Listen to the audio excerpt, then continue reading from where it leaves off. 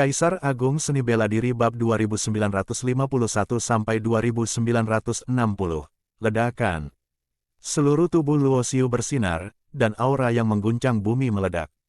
Pada saat yang sama, kekuatan darah di tubuhnya berkumpul menuju jantungnya seperti air mengalir.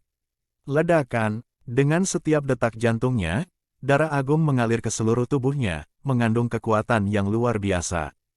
Hal ini terulang berkali-kali, dan aura di tubuh Luo Xiu terus menjadi lebih kuat, seperti dewa yang turun. Pada akhirnya, gumpalan cahaya keemasan terus terbang keluar, seolah membentuk kepompong emas raksasa, menyelubungi tubuh Luo Xiu di dalamnya, menjalani transformasi yang lebih dalam. Hati Luo Xiu dipenuhi dengan pasang surut. Dia telah menunggu kebangkitannya yang kedua untuk waktu yang lama, dan sekarang, akhirnya tiba. Anda harus tahu bahwa tubuh fisik Yan Wudi meningkat pesat setelah kebangkitannya yang kedua. Dan fondasinya lebih kuat dari Yan Wudi. Begitu dia terbangun untuk kedua kalinya, tubuh fisiknya mungkin benar-benar telah disublimasikan. Kekuatan darah berasal dari tubuh fisik, dan sumber kekuatan tubuh fisik berasal dari jantung. Bagi banyak biksu, mereka tidak memerhatikan tubuh fisik. Bahkan jika hati hancur, atau bahkan tubuh fisik hancur, mereka masih bisa bertahan hidup. Namun prinsip kultivasi Luo Xiu selalu berfokus pada dasar-dasar tubuh fisik. Karena tubuh fisik adalah pembawa semua kekuatan. Jika tidak ada tubuh fisik yang membawa kekuatan, maka memiliki alam yang kuat tidaklah berguna. Jantungnya sangat kuat, dan setiap detaknya membuat langit berbintang bergetar, seperti matahari berwarna ungu merah. Garis keturunan Luo Xiu menggabungkan karakteristik garis keturunan yang paling kuat, dan dipenuhi dengan energi pembunuh yang ganas. Pada saat yang sama, ia menghirup energi tak berujung di langit berbintang, dan mengandung kekuatan tirani. Pada saat yang sama, Luo Xiu juga menemukan bahwa tanda tertua di lautan kesadaran dan pola ilahi Master Bintang mengirimkan denyutan, dan tanda-tanda khusus terintegrasi ke dalam hatinya. Kemudian, melalui fluktuasi jantung, darah mengalir ke seluruh tubuh dan terintegrasi ke seluruh tubuh. Apakah tubuh fisik menyatu dengan kekuatan pola ilahi? Mata Luo Xiu terbuka, dan energinya berfluktuasi. Ia tidak puas. Karena tubuh fisik dapat mengintegrasikan jalan pola ilahi, bagaimana dengan jalan yang tak berujung? Berdasarkan tubuh fisik, mengintegrasikan cara yang paling kuno dan cara yang tak berujung, suatu trinitas, ledakan. Ketika semuanya terpadu, kepompong raksasa itu terbelah.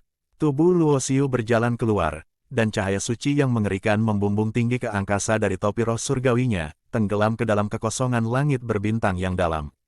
Ternyata kebangkitan garis keturunan adalah untuk kesempurnaan yang lebih besar, tetapi kebangkitan kedua tidaklah cukup. Sambil menatap dalam kekejauhan, Luo Xiu memikirkan banyak hal dalam hatinya. Meskipun setelah terbangun, tubuhnya menjadi lebih kuat dan garis keturunannya menjadi lebih kuat, ia menemukan bahwa garis keturunannya tidak sempurna dan perlu dibangkitkan lagi dan lagi untuk mendekati kesempurnaan. Pada saat yang sama, ini juga membuat Luo Xiu mengerti bahwa bahkan mereka yang memiliki darah murni dan garis keturunan terkuat juga perlu terbangun sebelum kekuatan garis keturunan terkuat dapat mendekati kesempurnaan. Menantikan hari yang sempurna, gumam Luo Xiu dalam hati. Tubuhnya diselimuti aura emas, yang merupakan kekuatan tubuhnya untuk menekan Tao. Setelah kebangkitan kedua, kekuatan menekan Tao menjadi lebih kuat, dipenuhi dengan aura menekan jalan surga. Setelah kesengsaraan ini, Luo Xiu juga merasa bahwa kondisinya lebih kuat, dan jalan yang awalnya rumit kini menyatu dan lebih murni daripada sebelumnya. Ada lebih sedikit cara untuk berlatih, tetapi Luo Xiu tidak menjadi lebih lemah, malah lebih kuat. Mengangkat tangannya untuk meraihnya, gumpalan kekuatan besar terkumpul di antara telapak tangannya dan berubah menjadi bentuk pedang. Tak ada lagi aura ketiga jalan itu yang tertinggal pada pedang itu, karena ketiga jalan itu telah menyatu menjadi satu dan menjadi satu-satunya jalan. Jalan semacam ini, Luo Xiu menyebutnya jalan tanpa akhir. Sama seperti garis keturunannya sendiri yang perlu dibangkitkan untuk mendekati kesempurnaan. Dao tak berujungnya juga perlu mengintegrasikan lebih banyak jalan agar bisa menjadi lebih kuat.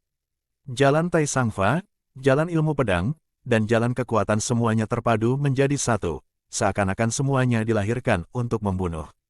Kaki, Luo Xiu mengayunkan pedangnya, dan cahaya pedang membelah langit berbintang, memperlihatkan riak-riak yang tak terhitung jumlahnya. Segalanya melambat, Seolah-olah sungai waktu yang panjang sedang ditangkap, ledakan. Kekuatan mengerikan itu meledak, meninggalkan bekas pedang mengerikan di langit berbintang yang tidak dapat diperbaiki untuk waktu yang lama. Selamat, Saudara Luo. Sebuah sosok terbang, itu adalah Jun Ruolan. Sudah waktunya untuk pergi ke dunia Tao. Luo Xiu tersenyum tipis. Sebelum kesengsaraan, Luo Xiu memilih tempat yang jauh di langit berbintang di domain bawah tak berujung. Alasan mengatasi kesengsaraan di tempat seperti itu terutama karena tidak akan ada pendeta kuat di alam bawah yang tak berujung. Sehingga tidak akan ada kecelakaan saat ia melewati kesengsaraan. Kalau mau ke alam Tao, harus pergi dari alam bawah ke alam tengah, lalu dari alam tengah ke alam atas, baru masuk alam Tao. Hanya setelah memasuki alam Tao, Anda dapat menemukan pintu masuk ke alam Tao. Melewati sebuah kota di Qingyu, Luo Xiu dan Jun Ruolan hanya berhenti sebentar. Namun, Luo Xiu secara tidak sengaja mendengar beberapa rumor di sini. Sekte Kehormatan Dunia akan dimusnahkan lagi. Ya. 4 warisan utama Qingyu bergabung untuk menghancurkan Sekte Kehormatan Dunia. Kemudian, Luo Xiu, si jenius Sekte Kehormatan Dunia, menghancurkan 4 warisan utama dan membangun kembali Sekte Kehormatan Dunia. Tetapi kali ini aku mendengar bahwa Luo Xiu telah menyinggung orang yang sangat penting. Di sebuah restoran, beberapa orang duduk bersama dan membicarakan masalah ini dengan suara pelan. Nama Luo Xiu bagaikan sebuah legenda, baik di alam bawah, alam tengah, bahkan alam atas. Konon katanya dia adalah seorang biksu muda yang berasal dari Little Endless. Saat pertama kali tiba di Great Endless Lower Domain, dia baru berlatih selama lebih dari 10.000 tahun dan bergabung dengan World Honored Sect. Namun, setelah bergabung dengan Sekte Kehormatan Dunia, legenda milik Luo Xiu pun dimulai. Dia menyapu bersih semua jenius di Sekte Kehormatan Dunia. Dia hanya berlatih selama lebih dari 10.000 tahun. Tetapi dia bahkan lebih kuat daripada para jenius top yang telah berlatih selama hampir 100.000 tahun. Kemudian, Sekte Kehormatan Dunia dirampok. Pada saat itu, Luo Xiu bahkan bukan raja leluhur. Namun, tidak lama kemudian dia kembali dengan kekuatan, menghancurkan 4 garis keturunan utama, dan membangun kembali Sekte Kehormatan Dunia. Kemudian, ketika konferensi Dao tanpa akhir dimulai, dia bertempur dari alam bawah ke alam tengah, dan kemudian muncul dari alam tengah untuk menaklukkan alam atas, mengalahkan para jenius kuat satu demi satu dan menciptakan legenda satu demi satu. Aku benar-benar tidak mengerti apa yang telah disinggung oleh orang penting Luo Xiu. Kudengar dia tidak terkalahkan di konferensi Dao tanpa akhir. Dengan bakatnya, bahkan pewaris teratas di wilayah atas tidak akan mengambil inisiatif untuk memprovokasi dia, kan? Apa yang kau tahu? Kudengar kali ini Luo Xiu tidak menyinggung warisan tertentu di Endless, tetapi seorang tokoh besar di dunia Tao yang legendaris. Dan pihak lain sengaja menyebarkan berita itu dan tidak secara langsung menghancurkan Sekte Kehormatan Dunia. Mereka hanya ingin memaksa Luo Xiu untuk kembali. Petik 2. Semakin banyak orang membicarakannya. Lagi pula, ada banyak orang yang tertarik dengan topik yang melibatkan Luo Xiu. Ketika Luo Xiu mendengar diskusi ini, wajahnya tiba-tiba menjadi gelap. Ketika dia berada di Sekte Shizun, dia secara tak terduga bertemu leluhur Xuan Yuan, yang kekuatannya telah meroket.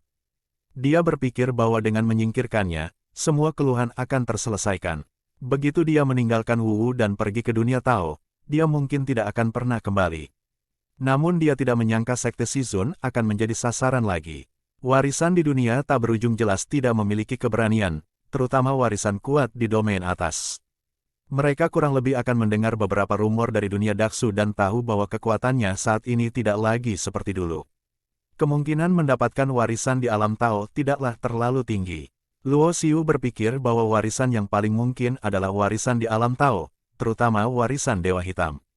Dewa Hitam, seorang jenius yang setara dengan anak ajaib, dibunuh olehnya di reruntuhan dunia paling kuno.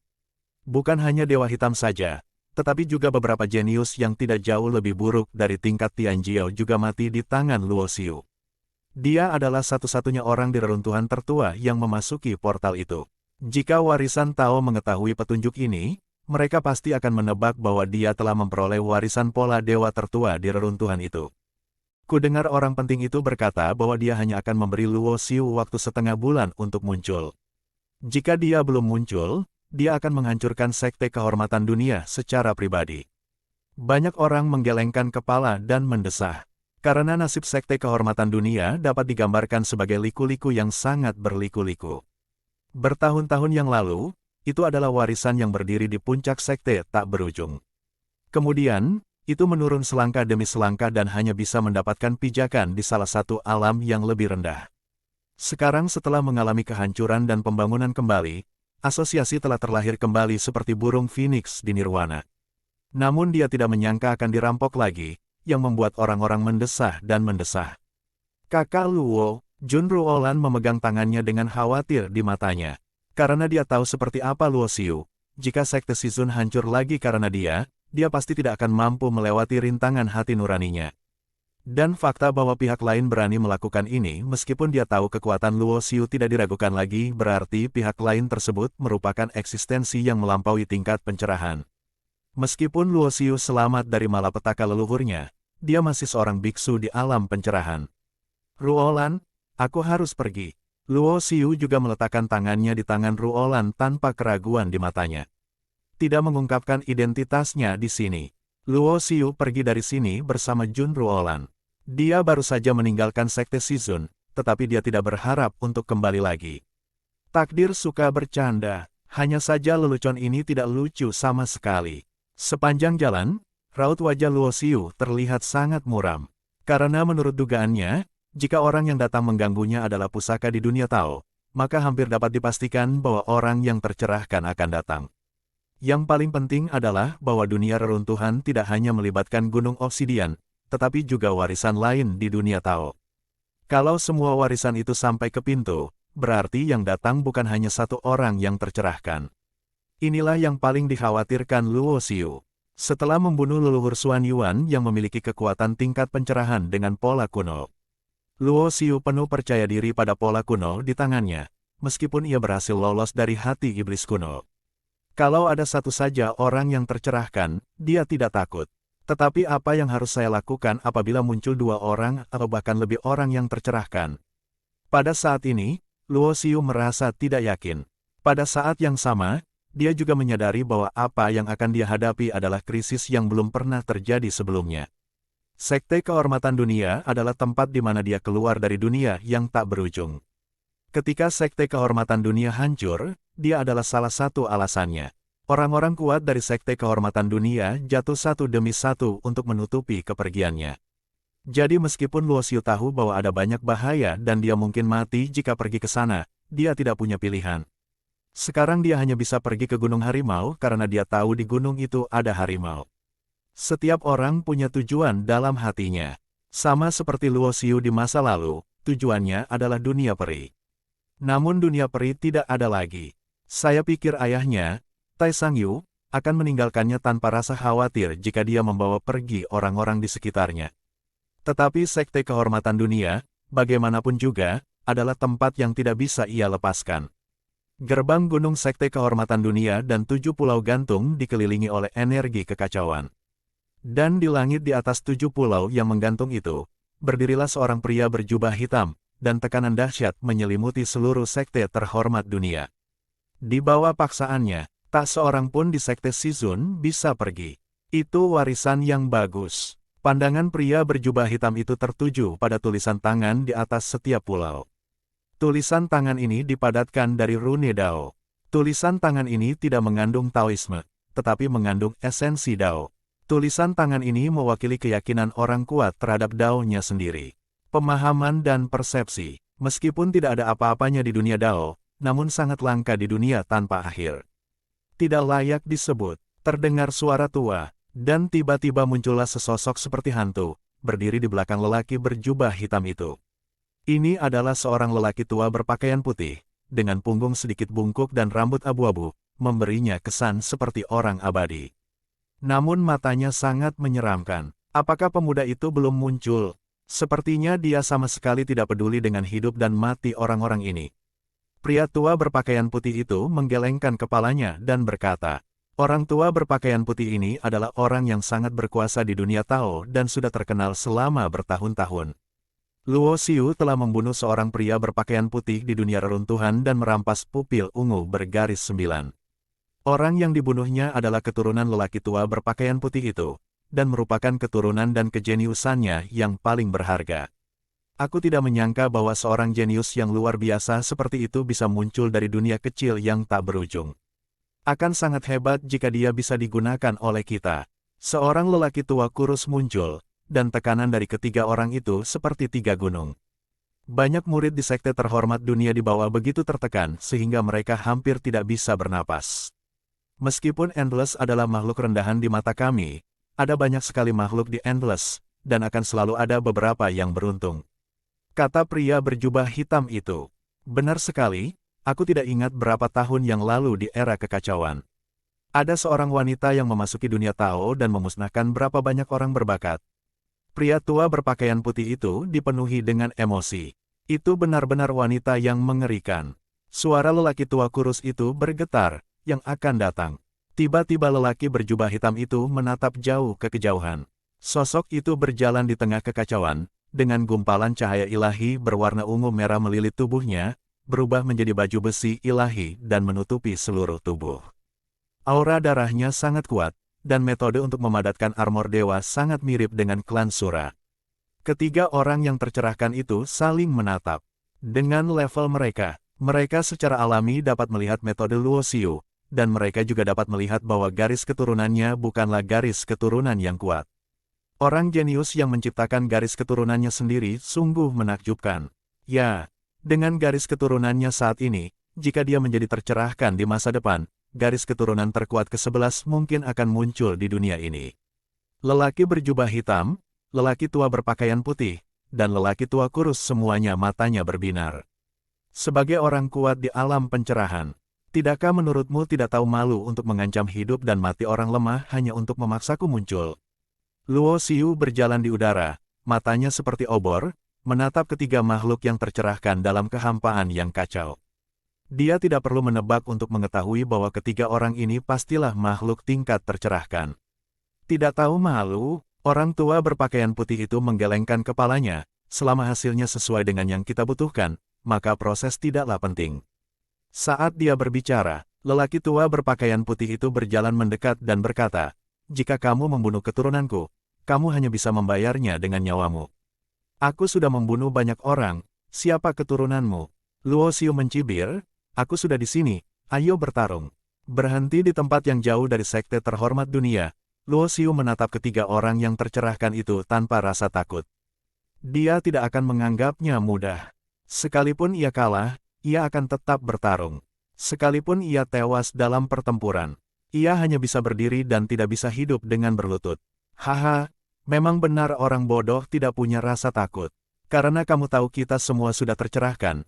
Apakah menurutmu kamu, seorang biksu alam leluhur kecil, bisa melawan orang yang sudah tercerahkan?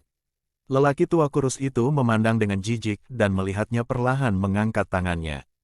Dalam sekejap, sebuah tangan kurus besar muncul dari udara tipis dan meraih Luo Xiu. Berdengung, sosok Luo Xiu menghilang dalam sekejap. Kecepatannya mencapai titik ekstrim. Dia ingin memindahkan medan perang dari Sekte Kehormatan Dunia dan tidak punya waktu untuk mengenang Yang Mulia Hua dari Sekte Kehormatan Dunia. Di hadapan alam pencerahan, sekalipun engkau berlari, kemanakah engkau dapat berlari? Orang tua berpakaian putih itu menggelengkan kepalanya dengan tidak setuju, dan melihatnya melangkah maju. Waktu dan ruang tampaknya menyusut berkali-kali di bawah kakinya, dan dia dengan mudah mengejar kecepatan Luo Xiu. Kau jenius. Kalau bisa, aku tidak ingin membunuhmu. Sayangnya, kalau kau tidak mati, kau akan ditakdirkan menjadi harimau, dan kau hanya bisa membunuh si jenius. Lelaki tua kurus itu juga berjalan mendekat, kecepatan yang disebut-sebut Luo Xiu, di antara mereka di mata orang kuat di alam pencerahan, itu seperti lelucon. Ledakan, kekuatan tempur Luo Xiu meledak. Dia membalikan tangannya dan mengeluarkan pedang suci tingkat pencerahan yang dia dapatkan dari rahasia api suci, dan menebas lelaki tua kurus itu dengan satu pedang. Pedang ini mengeluarkan kekuatan yang sangat mengerikan. Anda harus tahu bahwa Luo Xiu dapat membelah langit berbintang hanya dengan satu pedang. Sekarang dia menghunus pedang sebagai senjata suci yang tercerahkan, dan kekuatannya tak terbayangkan. Kiang, orang tua kurus itu perlahan mengangkat tangan dan langsung menerima cahaya pedang dari serangan penuh Luo Xiu. Sungguh mengejutkan. Bahkan di dunia Tao, senjata tingkat pencerahan itu langka. Jarang sekali leluhur kecil sepertimu bisa memegangnya. Lelaki tua kurus itu menggelengkan kepalanya. Sayang sekali jurang antara pencerahan dan pencerahan bagaikan jurang di langit. Kekuatan sejati senjata pencerahan bukanlah sesuatu yang dapat kau, seorang leluhur kecil, gunakan. Meletakkannya di tanganmu hanya akan membuang-buang sumber daya alam. Hanya dengan lambaian tangannya yang lembut, dia menjinakkan serangan tak berujung yang dilakukan Luo Xiu dengan teknik Gui Jin. Setelah selamat dari kesengsaraan guntur pembunuhan lagi, Luo Xiu mengalami kebangkitan kedua. Sekalipun tingkat kultivasinya hanya setara dengan leluhur di tahap awal pencerahan tingkat ke-10, kekuatan tempurnya dapat mencapai puncak pencerahan tingkat ke-12. Akan tetapi, para leluhur tingkat ke-12 pun masih tidak layak disebut di hadapan tingkat tercerahkan. Berdengung, tiba-tiba, pedang ilahi pencerahan di tangan Luo Xiu bergetar, dan niat pedang yang mengerikan melonjak di udara. Langsung menuju ke arah lelaki tua kurus itu. Oh, pedang ilahi bahkan lebih jarang memiliki roh. Lelaki tua kurus itu tertawa.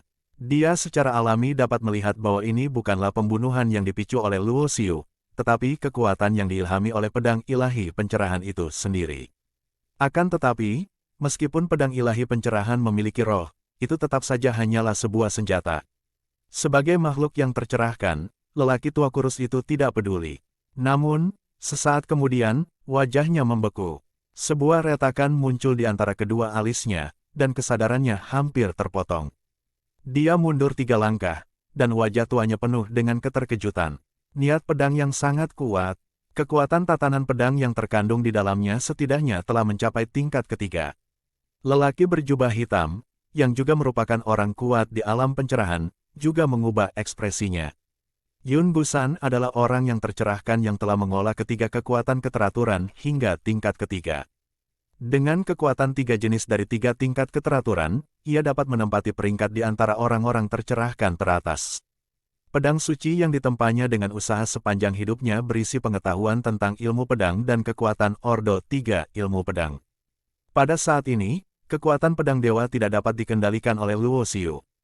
Bahkan dia sedikit terkejut. Pedang dewa ini secara otomatis akan mengaktifkan kekuatan yang begitu kuat, sehingga bahkan orang-orang kuat di alam Tao akan mundur. Hancurkan untukku, lelaki tua kurus itu meraung, dan cahaya hitam keluar dari tubuhnya.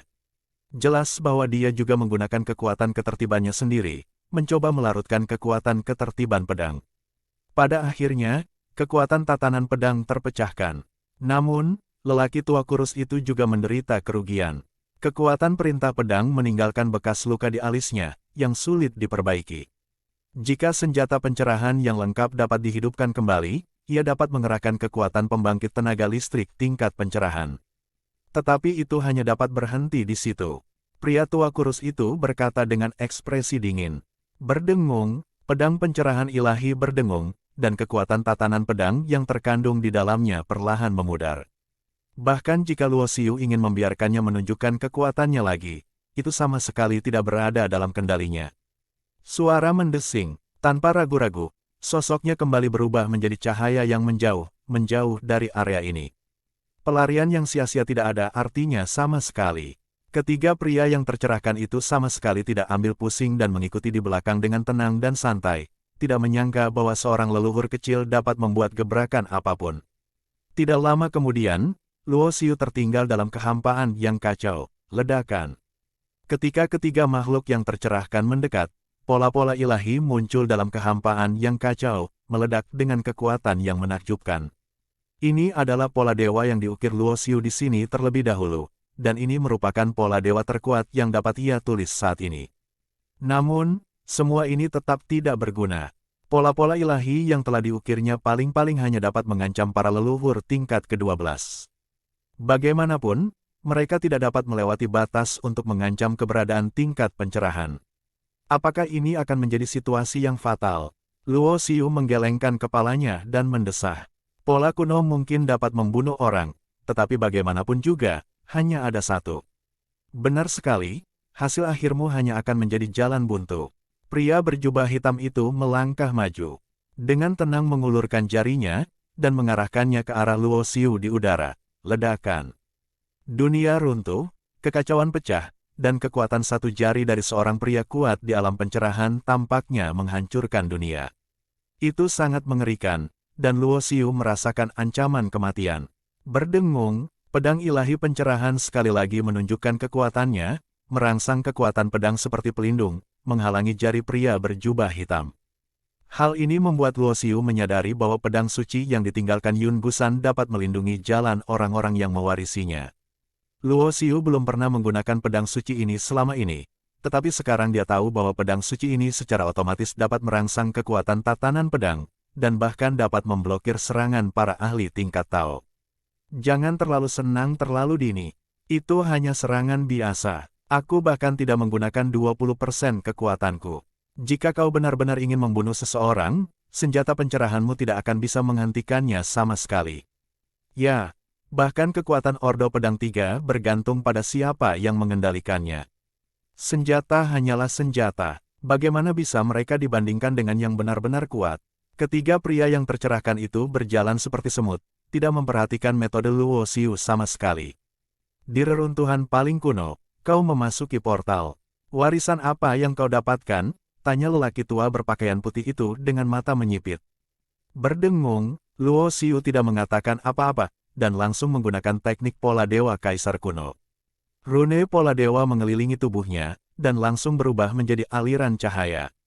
Terbang menjauh. Betapa cepatnya. Itu adalah nafas pola dewa yang paling kuno. Dia benar-benar telah menerima warisan dari zaman paling kuno. Ketiga orang kuat di alam pencerahan segera mengejar mereka. Tetapi mereka menemukan bahwa, dengan alam mereka, meskipun mereka dapat mengejar Luo Xiu, jika mereka bukan orang kuat di alam pencerahan, maka kecepatan Luo Xiu jelas bukan yang dapat mereka capai. Aku dapat mengejarnya. Inilah kekuatan teknik pola dewa kaisar kuno. Luo Xiu telah melihat evolusi teknik pola ilahi kaisar kuno saat itu. Bayangan berbentuk manusia itu diduga adalah kaisar kuno dari era paling kuno, dan semua yang dilakukannya adalah semacam kesempurnaan dan sublimasi.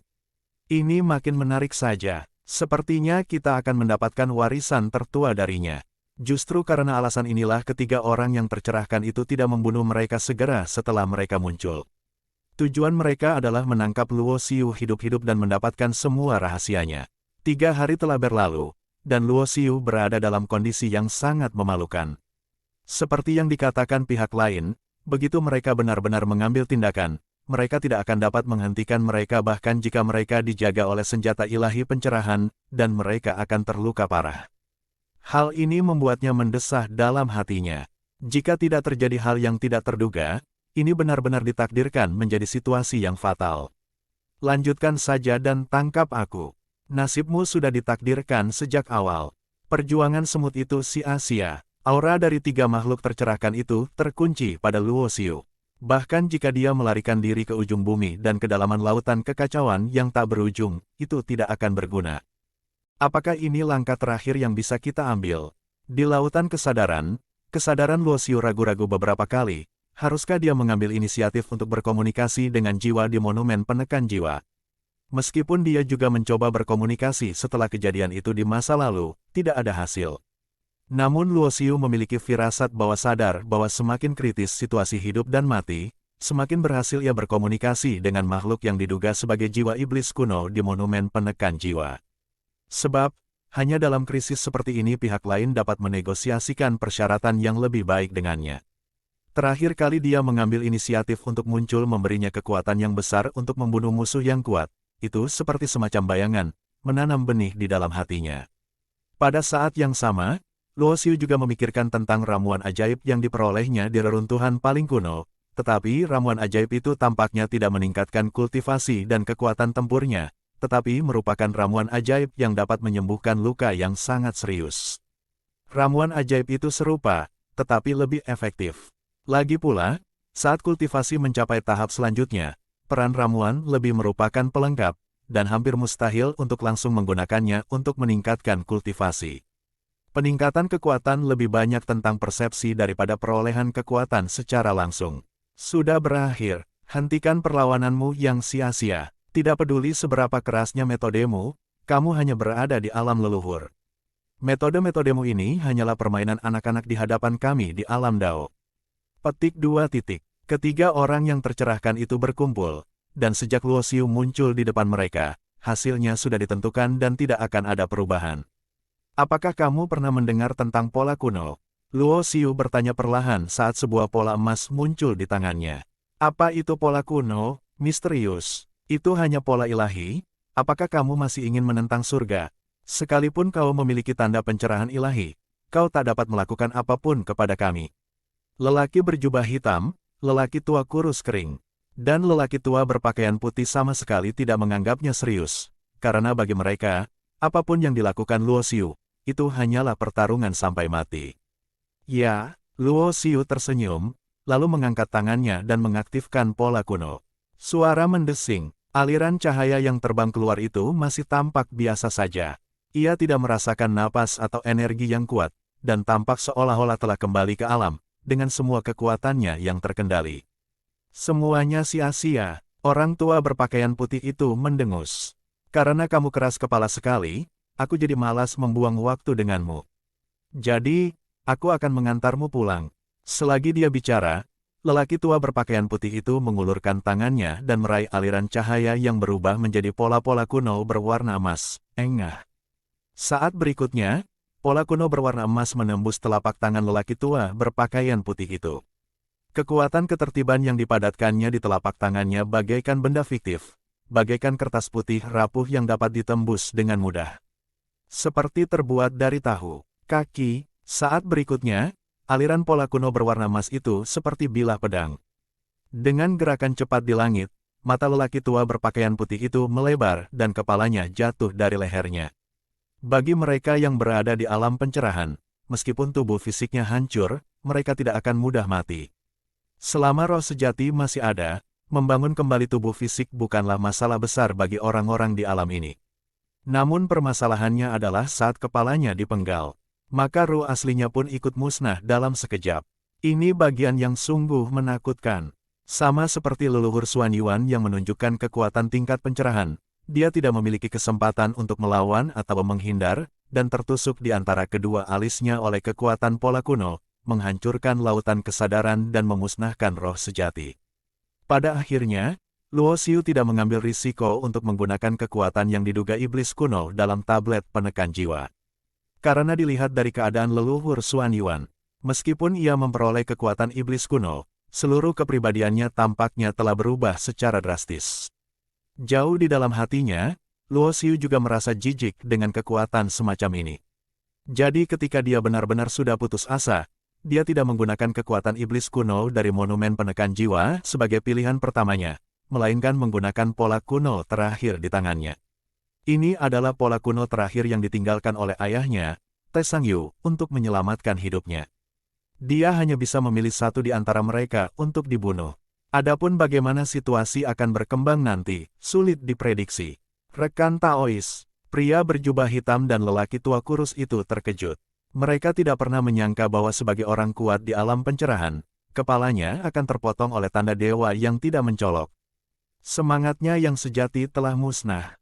Bagaimana ini bisa terjadi? Ketika mereka merasakan bahwa roh sejati lelaki tua berpakaian putih itu juga ikut musnah, dua orang yang tercerahkan lainnya semuanya tampak ngeri. Pada saat yang sama, dia menatap Luo Xiu dengan ngeri dan tak percaya. Sebenarnya aku tidak rela menyia-nyiakan kartu truf seperti itu. Luo Xiu menghela napas, tampak patah hati karena telah menghabiskan pola kuno. Segera setelah itu, garis-garis emas muncul di tangannya, yang tampak samar-samar sama dengan garis-garis kuno yang baru saja digunakannya. Tetapi pada kenyataannya, apa yang dipadatkannya kali ini adalah seni pola-pola ilahi, yang tidak berada pada level yang sama dengan pola-pola kuno. Namun lelaki berjubah hitam dan lelaki tua kurus itu tidak tahu bahwa saat mereka melihat garis-garis emas mengembun di tangan Luo Xiu, pupil mata mereka langsung membesar, dan mereka memilih mundur tanpa ragu-ragu serta menjauhkan diri darinya. Luo Xiu tidak mengambil tindakan apapun, tetapi menatap acuh tak acuh ke arah dua guru tercerahkan yang mundur ke kejauhan. Dia tahu betul bahwa dia tidak bisa bicara terlalu banyak saat ini. Begitu dia bicara, dia akan ketahuan. Lagi pula, makhluk yang bisa melangkah ke alam pencerahan telah bertahan hidup lama dan sangat cerdik. Mereka tidak mudah diintimidasi. Apakah kau mencoba bersikap misterius? Lelaki tua kurus itu menyipitkan matanya. Jika dia benar-benar memiliki cara yang begitu hebat, mengapa dia tidak menggunakannya sejak awal? Pria berjubah hitam juga merasakan hal yang sama. Meski begitu, keduanya tidak berani mencoba untuk lebih dekat dengan mudah.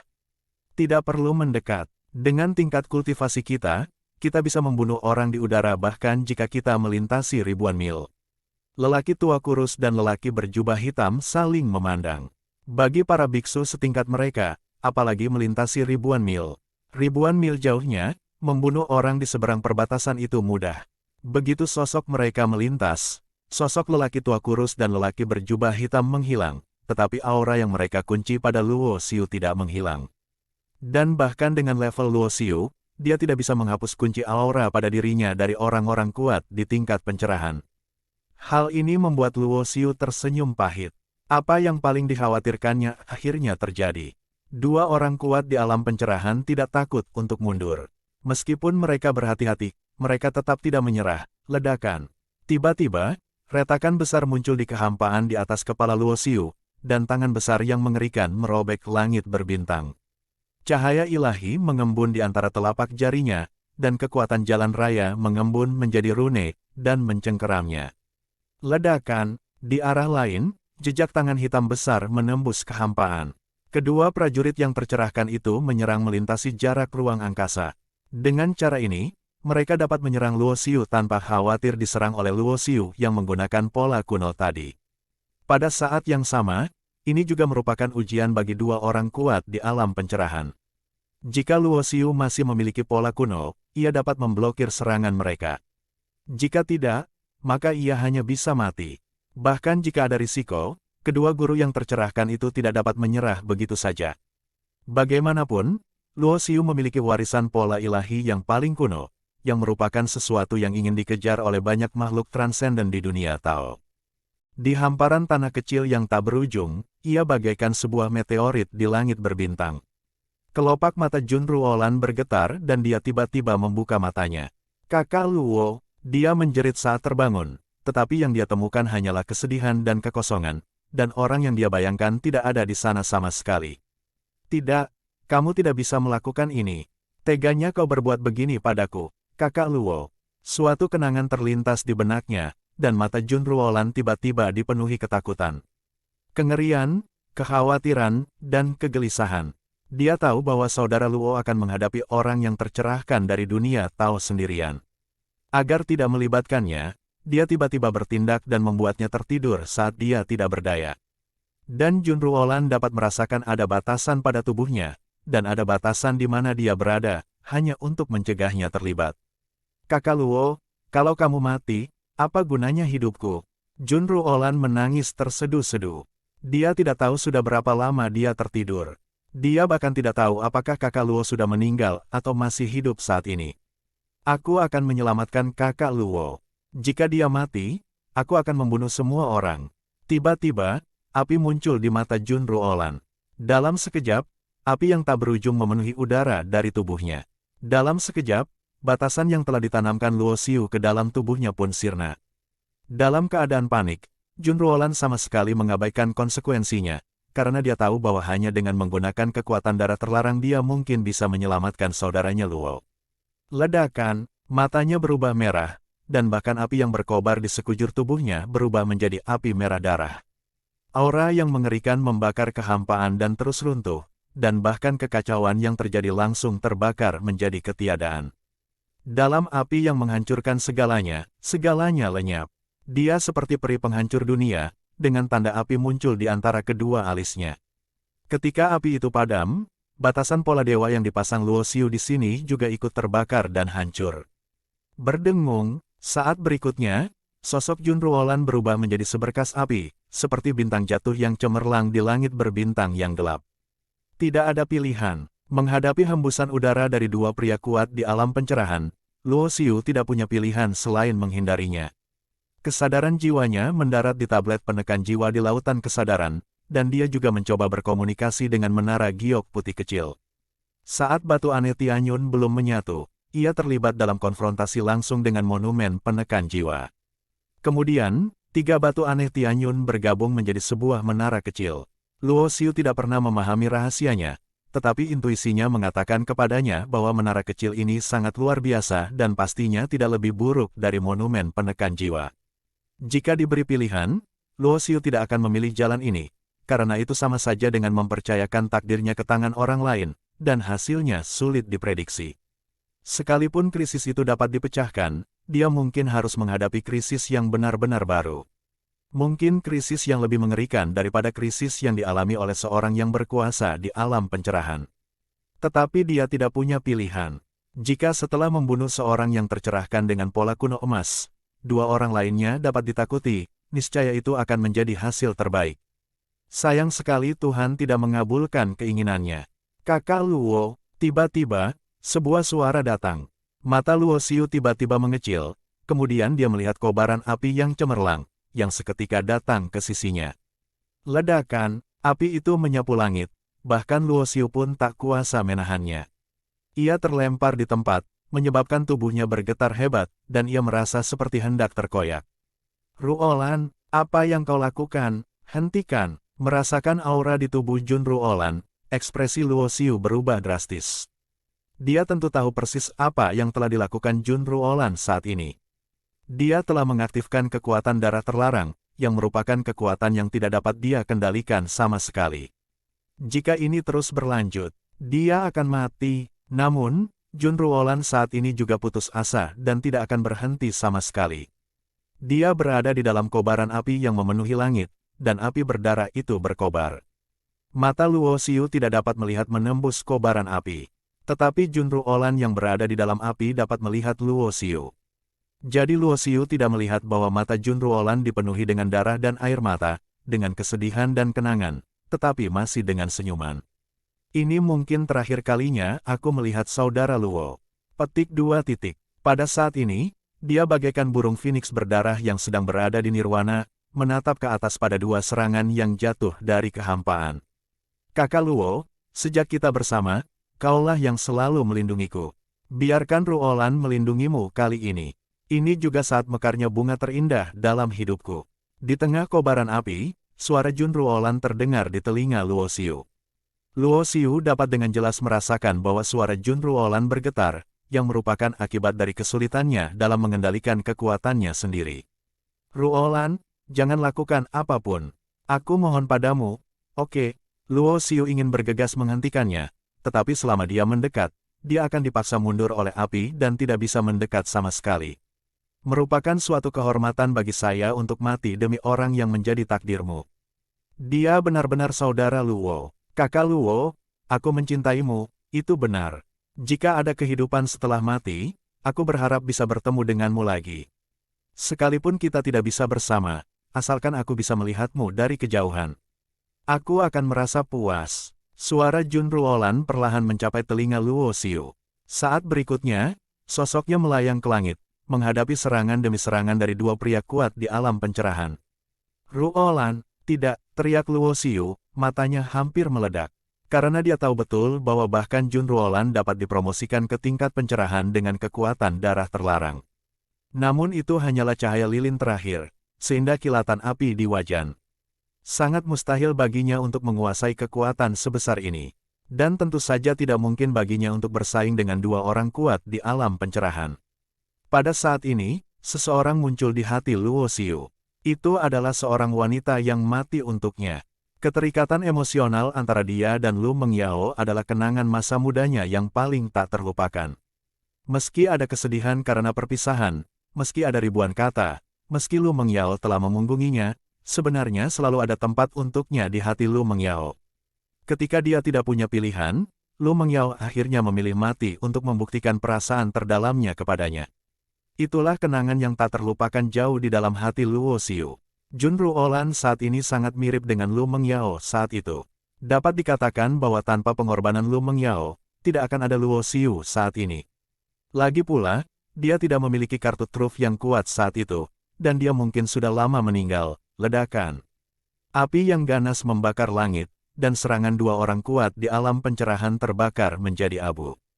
Berdengung, Jun Ruolan mengangkat tangannya dan memukul telapak tangan.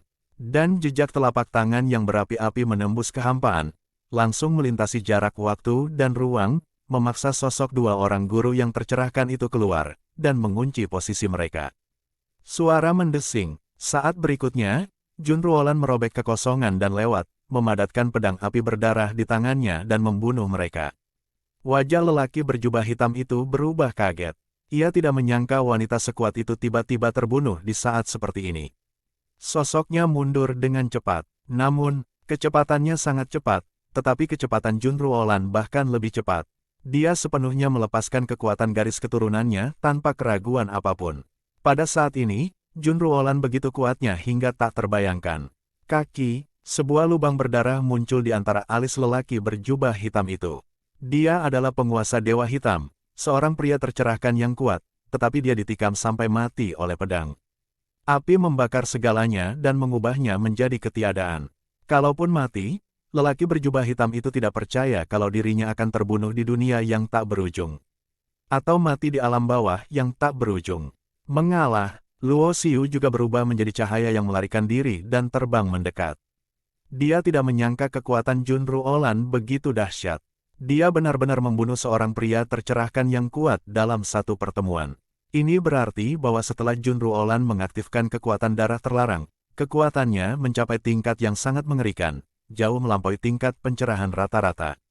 Semakin sering hal ini terjadi, semakin mengerikan akibatnya.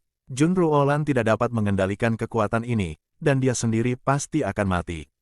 Pada saat yang sama, Junruolan juga mengerti bahwa dia tidak dapat mempertahankan keadaan ini lama-lama dan harus membuat keputusan cepat. Dengan kondisi saya saat ini, saya seharusnya bisa mencoba lagi. Junruolan merasakan kondisi tubuhnya, dan dia tahu dia tidak bisa menyia-nyiakan waktu yang berharga. Selama dia menyerang sekali lagi, dia tidak akan mampu lagi menahan kekuatan darah yang mengalir di tubuhnya. Jadi saat ini, dia tidak perlu khawatir dengan hal apapun lagi. Karena di dalam hati Junruolan, hanya ada satu pikiran saat ini, yaitu membunuh pencerahan yang tersisa untuk menyelesaikan krisis ini sehingga Luo Xiu kesayangannya dapat hidup. Namun, Junruolan masih melebih-lebihkan kondisi fisiknya. Tepat saat dia hendak beraksi lagi, kekuatan darah di tubuhnya tiba-tiba meledak, menyebabkan wajahnya menjadi pucat dan darah mengucur dari sudut mulutnya. Tubuhnya bergoyang, bagaikan nyala lilin yang bergoyang tertiup angin, yang sewaktu-waktu akan padam. Sungguh kekuatan yang mengerikan. Sosok lelaki tua kurus itu muncul di kejauhan, dengan ketakutan dan kegembiraan yang mendalam di matanya. Baru saja, ketika lelaki berjubah hitam itu dibunuh olehnya, dia hampir mati ketakutan. Tetapi pada saat ini, dia juga melihat ada sesuatu yang salah dengan kondisi wanita ini. Sepertinya kamu sama sekali tidak bisa mengendalikan kekuatan di tubuhmu. Sekarang setelah kamu diserang balik oleh kekuatan di tubuhmu, kamu pasti akan mati tanpa aku mengambil tindakan. Suara lelaki tua kurus itu dingin, apakah menurutmu begitu mudah menguasai kekuatan di luar tingkat pencerahan? Terlebih lagi, kamu hanya seorang yang berada di tingkat pencerahan, dan kamu benar-benar ingin menguasai kekuatan di luar batas kemampuanmu sendiri. Tetapi untuk menghindari malam-malam panjang dan mimpi-mimpi, sebaiknya aku mengantarmu pulang sendiri. Saat dia berbicara, mata lelaki tua kurus itu menunjukkan niat membunuh yang kuat. Meskipun dia berbicara dengan ringan, dalam hatinya dia menganggap wanita ini sebagai ancaman yang mengerikan. Lagi pula, lelaki berjubah hitam itu adalah orang yang tercerahkan di alam yang sama dengannya, tetapi dia terbunuh bahkan tanpa menghalangi satu gerakan pun. Bagaimana mungkin dia tidak takut? Berdengung, saat lelaki tua kurus itu beraksi, sosok Luo Xiu muncul di samping Junruolan. Dia tidak dapat mengimbangi kecepatan Junruolan sekarang. Saat ini, tubuh Junruolan dalam kondisi tertentu. Bagaimana mungkin Luo Xiu menyaksikannya dibunuh di sini untuk melindungi dirinya? Entah apa yang dikatakan lengan belalang itu yang menghalangi mobil. Tatapan mata lelaki tua kurus itu amat dingin, dan dia sama sekali tidak menanggapi Luo Xiu dengan serius. Dia melambaikan lengan bajunya, lalu sebuah energi dahsyat meledak dan mengirim Luo Xiu terbang menjauh. Adapun Luo Xiu, lelaki tua kurus itu tidak membunuhnya. Karena di dalam tubuh Luo Xiu juga terdapat warisan relik paling kuno, dan terdapat banyak rahasia dalam dirinya, yang juga sangat menarik bagi orang yang sudah tercerahkan seperti lelaki tua kurus itu. Meskipun aku telah bekerja keras untuk meningkatkan kultivasi dan kekuatanku selama bertahun-tahun, kekuatanku masih terlalu lemah. Mata Luo Xiu memerah karena dia melihat lelaki tua kurus itu mendekati Jun Ruolan selangkah demi selangkah. Mungkin karena rasa takut yang mendalam di dalam hatinya, lelaki tua kurus itu sangat berhati-hati, khawatir wanita ini akan tiba-tiba melakukan serangan balik. Aku benci diriku sendiri karena begitu lemah. Luo Xiu berteriak dalam hatinya. Sebenarnya, dia tidak lemah lagi. Setidaknya dibandingkan dengan usia kultivasinya, bahkan para jenius di dunia Tao tidak sebaik dia. Tetapi jika dibandingkan dengan para pendeta Tao yang kuat yang telah berlatih selama bertahun-tahun yang tak terhitung jumlahnya, dia masih saja lemah seperti semut. Akan sulit untuk menandingi mereka, betapapun kuatnya dia. Ledakan. Di lautan kesadaran, monumen penekan jiwa bergetar. Aku memberimu kekuatan. Sebuah suara dingin datang dari prasasti peringatan. Bersamaan dengan itu, ada kekuatan hitam. Ketika kekuatan ini muncul, Luo Xiu menyimpulkan bahwa itu adalah kekuatan iblis kuno, karena ini bukan pertama kalinya dia bersentuhan dengan kekuatan ini. Namun berbeda dengan kekuatan iblis kuno pada leluhur Xuan Yuan, kekuatan iblis kuno yang muncul di monumen penekan jiwa lebih murni dan lebih kuat. Saat kekuatan ini muncul, Luo Xiu mengumpulkan seluruh tekadnya. Terakhir kali dia mendapatkan kekuatan ini, dia kehilangan kesadaran dan hampir tidak bisa mengendalikan tubuhnya. Kali ini, ia akan mengandalkan tekadnya yang tak tertandingi untuk mengendalikan tubuhnya dan mengendalikan kekuatan iblis kuno dari monumen penekan jiwa. Namun Luo Xiu masih melebih-lebihkan dirinya sendiri. Ketika kekuatan iblis kuno mengalir ke seluruh tubuhnya, sebuah tekad yang berkali-kali lebih menakutkan daripada tekadnya sendiri pun mengikutinya. Begitu kuat dan tirani sehingga secara langsung membubarkan tekad Luo Xiu sendiri. Dalam kegelapan, pikiran Luo Xiu seolah bisa merasakan tubuhnya. Tetapi tubuhnya benar-benar di luar kendalinya. Berdengung, bagian tengah alisnya bersinar, berubah dari cahaya yang sangat terang menjadi cahaya yang dingin dan gelap. Prasasti penekan jiwa itu terbang keluar dari lautan kesadaran di antara kedua alisnya. Dan tampak mengembun menjadi sebuah merek. Prasasti itu tertanam tidak lengkap dan sepenuhnya di alisnya, seolah-olah telah berubah menjadi mata ketiga. Segera setelah itu, mata Luo Xiu berubah, dan 9 tanda Shen Luo terbuka. Mata gelap dengan 9 garis ungu, tetapi di tengah mata tersebut, muncul 2 salib berwarna merah darah. Pada saat yang sama, rambut panjang ungu merah Luo Xiu juga terus tumbuh lebih panjang, berubah menjadi rambut panjang berwarna darah, menari-nari di langit berbintang yang gelap. Seperti sungai berdarah panjang, aneh dan jahat. Mati. Dalam sekejap, lelaki tua kurus itu mengambil tindakan. Meskipun dia merasakan perubahan aura Luo Xiu, dia tetap menganggap Jun Ruolan sebagai target pertamanya. Lagi pula, Luo Xiu hanyalah junior yang tidak berarti baginya. Bahkan jika dia menentang kehendak surga, dia tidak dapat membuat keributan. Namun, tepat saat dia hendak bertindak, sesosok berdiri di depannya seperti hantu, berdiri di antara lelaki tua kurus itu dan Jun Ruolan. Apa? Setelah melihat orang di depannya dengan jelas, pupil mata lelaki tua kurus itu tiba-tiba membesar. Meskipun penampilan Luo Xiu telah berubah drastis, dia masih mengenalinya.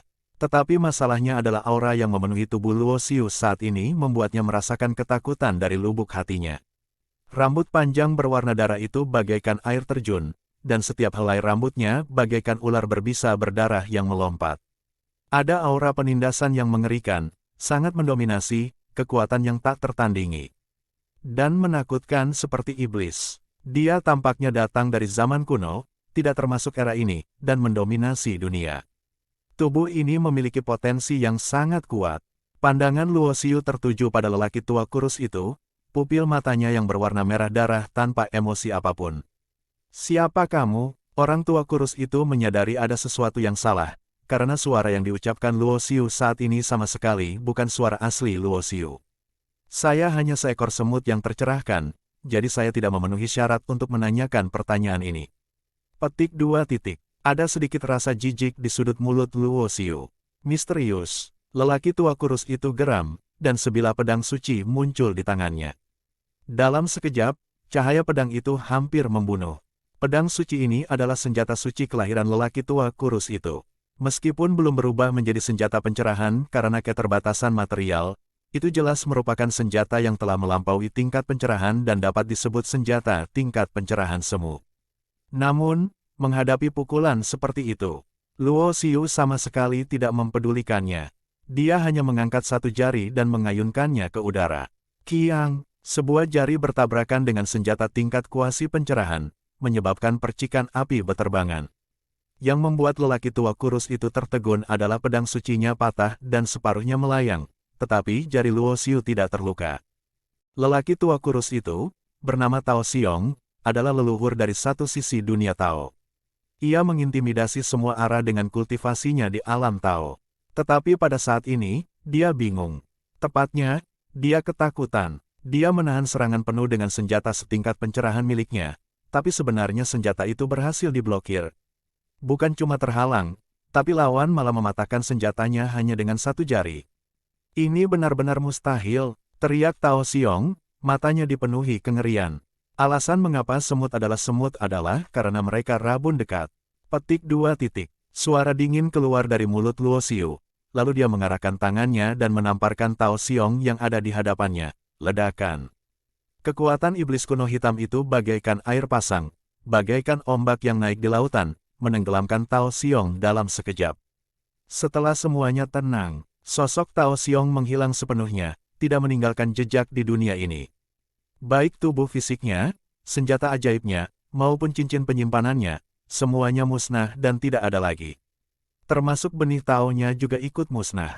Jika itu Luo Xiu, dia mungkin merasa sedikit tertekan.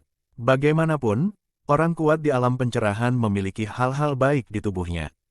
Tetapi orang yang mendominasi tubuh ini saat ini bukanlah Luo Xiu. Kecuali Tao Xiong, dua orang tercerahkan lainnya yang meninggal memiliki benih Tao yang tertinggal, melayang di udara. Namun Luo Xiu yang saat ini tengah dikendalikan oleh kekuatan iblis kuno, sama sekali tidak memperdulikannya dan bahkan tidak memperdulikannya. Kakak Luo, Jun Ruolan berteriak karena dia juga merasakan ada yang tidak beres dengan kondisi Luo Xiu. Yang memberinya perasaan yang sangat aneh. Orang di depannya jelas-jelas Luo Xiu, tetapi dia tampak seperti orang yang berbeda. Keturunan darah yang ada dalam tabu. Tiba-tiba, sosok Luo Xiu muncul di depan Jun Ruolan. Siapa kamu? Apa yang telah kamu lakukan pada kakak Luo? Mata indah Jun Ruolan menatap marah ke arah orang di depannya. Gumpalan api memenuhi tubuhnya, dan dia ingin mengaktifkan kekuatan darahnya. Jangan buang-buang energimu. Dengan levelmu, kau tidak akan bisa menguasai kekuatan tabu ini. Garis keturunanmu seharusnya sudah mati sejak lama. Tetapi para perampas kekuasaan yang memata-matai takdir masih saja mencampuri urusan mereka sendiri. Suara acuh tak acuh itu seperti bergumam pada dirinya sendiri, dan apa yang dia katakan membuat Jun Ruolan bingung. Siklus sebab akibat di dunia ini, karena kalian telah menanamkan sebab di antara kalian, pada akhirnya akan menghasilkan akibat. Tubuh ini belum sempurna, belum saatnya, belum saatnya. Sambil mendesah, salib berdarah di mata Luo Xiu perlahan menghilang. Rambutnya yang panjang dan berwarna merah darah juga mulai memendek dan kembali menjadi ungu merah. Pada saat yang sama, kesadaran Luo Xiu perlahan kembali, tetapi kesadarannya sangat samar, sampai dia merasakan tubuh lembut panas seperti api jatuh ke lengannya. Ketika Luo Xiu terbangun, dia tiba-tiba duduk. Potongan-potongan kenangan bermunculan di benaknya, membuatnya perlahan mengerutkan kening. Dia ingat bahwa dia berkomunikasi dengan kekuatan iblis kuno di monumen penekan jiwa. Kupikir kali ini ketika dia menghadapi krisis hidup dan mati, jiwa iblis kuno di dalam tablet penekan jiwa akan menegosiasikan beberapa persyaratan dengannya. Tetapi dia tidak menyangka pihak lain akan langsung melepaskan kekuatan iblis kuno. Kekuatan dahsyat iblis kuno itu begitu mengerikan hingga membuatnya tak berdaya melawan dan kendali atas tubuhnya pun seketika terenggut. Ini tidak diragukan lagi merupakan sinyal yang sangat buruk bagi Luo Xiu. Karena itu berarti bahwa jiwa iblis kuno di dalam tablet penekan jiwa adalah keberadaan yang dapat mengambil kendali atas tubuhnya kapan saja. Luo Xiu tidak ingat banyak tentang apa yang terjadi setelah itu. Kadang-kadang, beberapa gambaran erotis dari alam bawah sadarnya akan muncul, yang membuatnya merasa sedikit bingung. Tetapi ketika dia melihat sekelilingnya, ekspresi Luo Xiu tiba-tiba membeku. Karena dia melihat seorang perempuan berbaring di sampingnya, dan dia masih telanjang, tubuhnya yang putih dan bening melilit tubuhnya seperti gurita. Apa yang terjadi? Luo Xiu langsung bingung karena dia tidak tahu apa yang sedang terjadi. Ia tiba-tiba teringat ketika ia sedang tidak sadarkan diri, ada tubuh panas yang seolah jatuh ke dalam pelukannya, kemudian ia tidak tahu apa-apa lagi. Mungkinkah sesuatu terjadi antara dia dan Jun Ruolan selama proses itu? Pada saat yang sama, Luo Xiu memikirkan Jun Ruolan menggunakan kekuatan darah terlarang. Dia segera menggunakan kesadaran spiritualnya untuk memeriksa kondisi fisik Jun Ruolan. Begitu kesadarannya bergerak, Luo Xiu merasakan sedikit pembengkakan dan rasa sakit di kepalanya. Kali ini, meminjam kekuatan iblis kuno tampaknya memberikan beban berat pada tubuhnya sendiri, sedemikian rupa sehingga kesadaran jiwanya rusak. Namun Luo Xiu tidak peduli dengan semua ini. Dia hanya peduli apakah situasi Jun Ruolan stabil. Karena dia teringat akan ramalan tentang perampas kehidupan yang pernah diucapkan Jun Wumen. Sepertinya selama dia dan Jun Ruolan bersatu, dia bisa melepaskan belenggu garis keturunannya. Jadi dilihat dari situasi saat ini, mereka berdua lebih dari sekedar menikah. Tak lama kemudian, kesadaran spiritual Luo Xiu merasuki tubuh Jun Ruolan. Pada saat ini, Jun Ruolan tampak dalam kondisi mengantuk, dan napas jiwanya sangat lemah. Hal ini membuat Luo Xiu mengerutkan kening. Aura jiwanya sangat lemah, jelas rusak parah, dan itu pasti akibat dari penggunaan kekuatan darah terlarang secara paksa. Segera setelah itu, Luo Xiu menyelidiki kondisi lain Jun Ruolan dan menemukan bahwa tingkat kultivasinya telah meningkat pesat, langsung mencapai tingkat leluhur dari pencerahan tingkat ke-12. Yang paling penting adalah Luo Xiu menemukan bahwa darah di tubuh Jun Ruolan sangat tenang, seolah-olah kendala tersembunyi dalam darahnya benar-benar telah teratasi. Bagaimana ramalan konyol seperti itu bisa menjadi kenyataan? Luo Xiu tidak bisa berkata apa-apa. Jika benar-benar keduanya bersatu untuk melepaskan belenggu darah Jun Ruolan, maka Luo Xiu pasti akan sangat malu. Karena jika masalah itu bisa diselesaikan dengan mudah, dia mungkin tidak akan membiarkan Jun Ruolan begitu menderita. Lagi pula, di masa lalu, Luo Xiu sama sekali tidak setuju dengan pernyataan itu.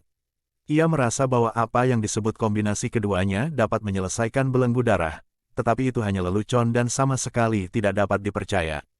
Namun tak lama kemudian, Luo Xiu menemukan masalah yang lebih serius. Artinya, jiwa Jun Ruolan rusak parah. Lautan kesadarannya berlubang-lubang, seolah-olah terbakar oleh api. Jika kerusakan pada lautan kesadaran seperti itu tidak dapat diperbaiki oleh kekuatan eksternal, jiwa Jun Ruolan sendiri tidak mungkin pulih, dan tidak ada cara untuk bangun dari koma. Kakak Luo, tiba-tiba, Jun Ruolan bergumam dalam mimpinya. Kata pertama, Luo, masih sangat jelas, tetapi dua kata, kakak, yang mengikutinya sangat samar. Hati Luo Xiu tersentuh, dan dia teringat Jun Ruolan yang mempertaruhkan hidup dan matinya untuk menyelamatkannya. Dapat dilihat bahwa di dalam hati wanita ini, dia, Luo Xiu, melampaui segalanya. Luo Xiu bukan hanya sepotong kayu, ia juga manusia dengan daging, darah, dan emosi. Jun Ruolan memperlakukannya seperti ini, bagaimana mungkin dia masih menutup mata di dalam hatinya?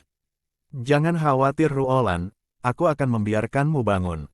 Luo Xiu berkata dengan tatapan tegas. Dengan lambaian tangannya, Luo Xiu mengeluarkan beberapa material, membuat peti mati batu giok es, dan mengukir pola-pola ilahi di atasnya yang dapat menghangatkan jiwa. Kerusakan kesadaran Jun Ruolan jauh lebih serius daripada miliknya, dan tidak dapat dipulihkan dengan cara biasa. Oleh karena itu, Luo Xiu hanya bisa memurnikan peti mati giok es penyembuh jiwa seperti itu untuk memastikan luka-lukanya di lautan kesadaran tidak semakin parah. Takdir adalah hal yang luar biasa. Siklus sebab akibat, satu minuman dan satu ciuman, mungkin beberapa hal memang ditakdirkan, bukan? Luo Xiu memasukkan jasad Jun Ruolan ke dalam peti mati batu giok es. Di masa lalu, ia percaya pada teori sebab akibat, dan setiap periode sebab akibat pasti memiliki akhir. Dia juga pernah berhubungan dengan para perampas kehidupan. Sekarang tampaknya bahkan di dunia Tao yang luas dan tak terbatas ini, para perampas kehidupan masih ada dan merupakan kelompok dan individu yang istimewa. Berdengung, menyimpan peti mati batu giok es itu, Luo Xiu duduk bersila. Ketika dia terbangun, dia mendapati dirinya berada di sebuah batu besar yang mengambang dalam kekacauan. Batu besar ini mengapung di tengah kekacauan, mengambang entah kemana, sebesar pulau kecil. Beberapa fragmen ingatan memungkinkan Luo Xiu untuk memahami secara kasar apa yang terjadi meskipun dia tidak sadarkan diri. Setelah berubah menjadi iblis, dia membunuh orang kuat di alam pencerahan. 3 pencerahan besar datang beriringan, dan mereka pasti menang, dan mereka sangatlah kuat dan mendominasi. Akibatnya, 2 orang tewas di tangannya, dan 1 orang dibunuh oleh Jun Ruolan dengan kekuatan tabu darah. Namun jika berbicara secara relatif, apa yang lebih dipedulikan Luo Xiu, dan apa yang paling tidak dapat ia pahami, adalah jiwa iblis kuno di monumen penekan jiwa. Dia jelas bisa mengambil alih tubuh itu, tetapi setiap kali dia mengambil alih, dia akan mundur. Luo Xiu memperkirakan bahwa ini mungkin belenggu monumen penekan jiwa, yang mencegahnya meninggalkan monumen penekan jiwa untuk waktu yang lama. Lagi pula, makhluk sekuat itu pasti tidak akan rela disegel dalam monumen penekan jiwa. Ini adalah bahaya tersembunyi bagi Luo Xiu. Karena prasasti penekan jiwa belum lengkap, Luo Xiu punya ide dalam benaknya. Jika dia bisa menemukan bagian-bagian yang belum lengkap dari prasasti penekan jiwa lainnya, setelah prasasti penekan jiwa diperbaiki sepenuhnya, bisakah bahaya tersembunyi ini diatasi? Iblis kuno, pola kuno, teknik pola ilahi kaisar kuno. Luo Xiu berusaha menghubungkan hal-hal yang diketahuinya. Namun ada hubungan yang samar-samar, namun tampaknya tidak ada hubungan sama sekali. Tetapi tidak dapat dipungkiri bahwa rahasia-rahasia zaman dahulu kala pasti berkaitan dengan ini. Terlebih lagi, hal-hal ini berada di luar jangkauan pencerahan yang diketahuinya. Sepertinya beberapa hal hanya dapat dipahami selangkah demi selangkah dengan pergi ke dunia Tao. Luo Xiu bergumam pada dirinya sendiri. Dia tidak memikirkan apapun, karena dia tahu betul bahwa seiring bertambahnya kekuatan dirinya, kedudukannya akan semakin tinggi dan rahasia-rahasia akan semakin banyak terungkap padanya. Misteri masa lalu akan terungkap cepat atau lambat. Pada saat yang sama, Luo Xiu melihat dirinya sendiri. Pandangan ini tidak ada apa-apanya, dan itu hampir mengejutkannya. Meskipun lautan kesadarannya juga agak rusak, situasinya tidak serius dan dia seharusnya bisa pulih selama dia beristirahat selama beberapa waktu. Namun kondisinya saat ini tidak seburuk itu, karena dia merasa tubuh fisiknya tampak lebih bertenaga. 3 kebangkitan, konsep seperti itu muncul di pikiran Luo Xiu. Garis keturunannya tampaknya menyatu dengan kekuatan baru, membangkitkan potensi yang lebih kuat. Ini seharusnya karena kombinasi dengan Jun Ruolan dan rangsangan dari garis keturunannya yang kuat dan tabu. Tubuh fisikku saat ini sudah selangkah lebih maju. Tubuhku belum mencapai alam pencerahan, tetapi tubuhku juga sudah melampaui tingkat leluhur dari tingkat pencerahan ke-12. Selain para leluhur tingkat 12, ada juga para leluhur yang telah bertahan dari malapetaka zaman itu. Tubuhku saat ini seharusnya mampu melawan orang-orang kuat setingkat itu. Kekuatan yang lebih besar membuat Luo Xiu semakin yakin. Lagi pula, semakin kuat kekuatannya, semakin besar pula keyakinannya untuk memasuki dunia Tao. Tidak perlu mengucapkan selamat tinggal dan tidak ada lagi yang perlu diucapkan selamat tinggal. Dia sekali lagi menyelesaikan malapetaka sekte terhormat dunia dan mengakhiri sebab dan akibat ini. Luo Xiu meninggalkan Wu dan datang ke alam Daksu lagi. Dia ingin mencari cara untuk masuk ke dunia Tao, tetapi setelah bertanya banyak hal, hasilnya tidak menggembirakan. Dunia virtual Tao terletak di antara dunia tanpa akhir dan dunia Tao. Dunia tanpa akhir dan alam Tao terpisah, seperti 2 alam yang berbeda.